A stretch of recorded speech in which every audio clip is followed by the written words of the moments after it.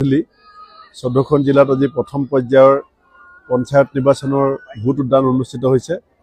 সকলো ৰাইজক দহুবন কাটি কৰি নিজৰ যিটো আমাৰ গণতান্ত্ৰিক মৌলিক অধিকাৰ ভোটদান আৰু এইটো আমাৰ নৈতিক দায়িত্ব সকলোকে পালন কৰিবৰ কাৰণে মই অনুৰোধ জনাইছোঁ। আৰু আমিও অত্যন্ত আশাবাদী আৰু চাৰিওফালৰ পৰা যিবিলাক খবৰ পাই আছোঁ যে ৰাইজে যোৱা সময়ছোৱাত যি ধৰণে মনৰ ভিতৰত এটা ক্ষোভ আছিলে এই ক্ষোভটো আজি বহিঃপ্ৰকাশ ঘটিব। দেখা যায় যে ভোটদানৰ হাৰটো বাঢ়িলে এটা পৰিৱৰ্তন বিচৰা বুলি কোৱা হয়, আৰু যদি নাবাঢ়ে তেতিয়াহ'লে পৰিৱৰ্তনটো কমি যায় বুলি কয়। পৰিৱৰ্তন চেঞ্জ এটা বিচৰা নাই। ইয়াত যি এটা পৰিৱেশ দেখিছোঁ, কিন্তু হাৰটো অলপ বাঢ়িব যেন লাগে। খুব সুন্দৰ পৰিৱেশ। এইটো আমাৰ নিজৰ গাঁৱৰ ভোট কেন্দ্ৰ। ইয়াত সদায় প্ৰায় 80% ওপৰতে ভোটদান হয়।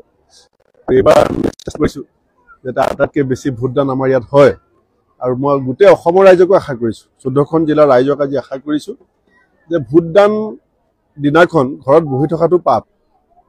আমাৰ এইটো আমি কেৱল অধিকাৰৰ কথা ক'লে নহ'ব, এইটো আমাৰ দায়িত্ব। আমি আমাৰ প্ৰতিনিধিসকলক চিনাক্ত কৰা আৰু বাছনি কৰা এইটো আমাৰ দায়িত্ব। গতিকে আমি যিসকলে নিজৰ অধিকাৰৰ কথা ভাবোঁ, আজি আমি দায়িত্ব পালন কৰিব লাগিব। কংগ্ৰেছত কিয় ভোট দিব বুলি ভাবিছে? চাওক, প্ৰথম কথা, এই পঞ্চায়ত ব্যৱস্থাটো মহামানৱ মহাত্মা গান্ধীৰ সপোন আছিলে গ্ৰাম্য স্বৰাজ, আৰু ইয়াক সাংবিধান প্ৰদত্ত আইনৰ যিটো ব্যৱস্থা সেইটো আমাৰ তদানীন্তন প্ৰধানমন্ত্ৰী ৰাজীৱ গান্ধী ডাঙৰীয়াই আৰম্ভ কৰিছিল। আৰু এইবাৰ পঞ্চায়ত ইলেকশ্যন বিজেপিয়ে পাতিব বিচৰা নাছিলে। আমি হাইকোৰ্টৰ দ্বাৰস্থ হ'ম বুলি কৈ ভাবুকি দিয়াৰ পিছত হেঁচাত পৰি পেলাই মুখ্যমন্ত্ৰীয়ে নিৰ্বাচন পাতিছে। নহ'লে পঞ্চায়তৰ নামত আবণ্টিত প্ৰায় 1100 কোটি টকা এই বিত্তীয় বৰ্ষৰ পইচা ঘূৰি গ'লহেঁতেন। এতিয়া অসমত যিটো 1100 কোটি টকা পুঁজি ব্যৱহাৰ হ'ব বা আহি থকা এই বিত্তীয় বৰ্ষৰ যিটো পুঁজি আমি পাম, এইটো পঞ্চায়ত নিৰ্বাচন অনুষ্ঠিত হোৱাৰ কাৰণে পাম। বিজেপিৰ আন্তৰিকতা নাছিল, তেওঁলোকে 13 মাহ পঞ্চায়ত নিৰ্বাচনটো পিছুৱাই ৰাখিছিলে। সেইকাৰণে আমি ভাবোঁ যে পঞ্চায়তৰ প্ৰতি, গ্ৰাম্য বিকাশৰ প্ৰতি কংগ্ৰেছ দলৰ যিটো দায়বদ্ধতা সেইটো ৰাইজে দেখিছে। আৰু যোৱা সময়ছোৱাত মূল্যবৃদ্ধি, নিবনুৱা সমস্যা, চাহ জনজাতিসকলৰ মজুৰি বৃদ্ধিৰ কথা, জনজাতিকৰণৰ কথা, আমাৰ ব্ৰহ্মপুত্ৰ খানি এই আপোনাৰ 2 পাৰে এক্সপ্ৰেছ হাইৱে বনাব, এই ধৰণৰ প্ৰতিশ্ৰুতি বিজেপিয়ে দিছিলে, প্ৰতিবেদনৰ কথা কৈছিলে। এই কথা সকল হতাশ হৈ আছে।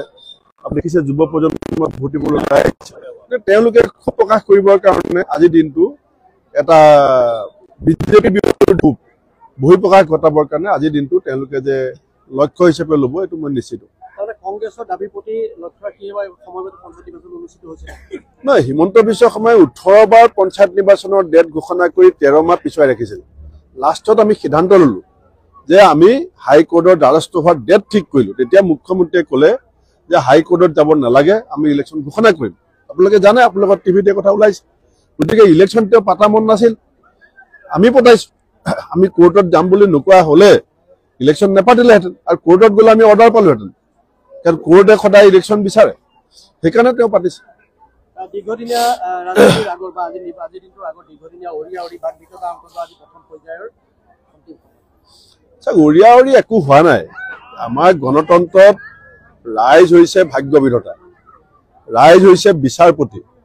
আমি যিবিলাক কথা কৈছোঁ সেইবিলাক এই চৰকাৰখনৰ অপকৰ্ম, ভ্ৰষ্টাচাৰ, দুৰ্নীতিৰ বিৰুদ্ধে আমি ৰাইজৰ আদালতত এই কথাবিলাক আমি দাঙি ধৰিছোঁ, আৰু সেইবিলাক ভাবি চিন্তি বিশ্লেষণ কৰি ৰাইজে সিদ্ধান্ত ল'বলৈ সুযোগ পায়।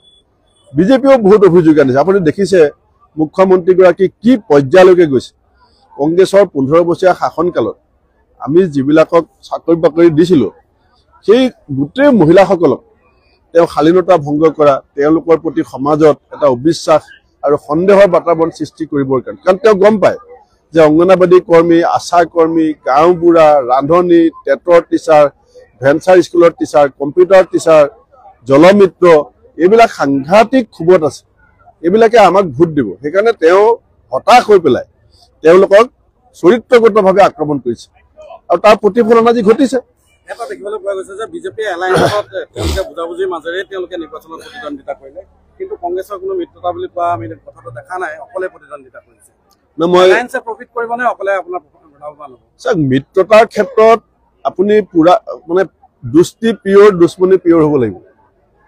আপুনি যদি মিত্ৰজন যদি আপোনাৰ সম্পূৰ্ণ মিত্ৰ নহয়, আধা মিত্ৰ হয়, আপুনি কেনেকৈ মিত্ৰতা কৰিব? মিত্ৰতা কৰাটো এবাৰ পৰিস্থিতি তেনেকুৱা নাছিল। আৰু সাংগঠনিক ভিত্তিত কিমান